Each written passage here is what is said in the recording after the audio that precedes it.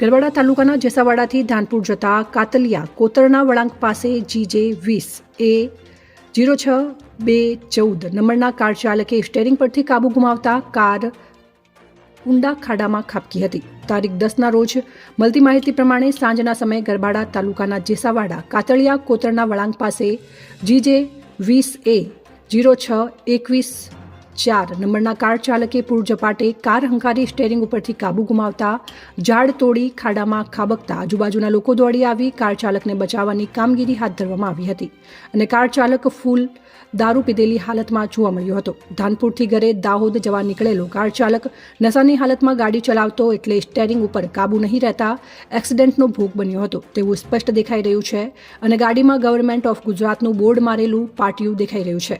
શું government of Gujarat board મારીને કારની ડ્રાઇવિંગ દારૂ પીવાવાળા પર કોઈ પગલાં લેવામાં આવશે કે નહીં?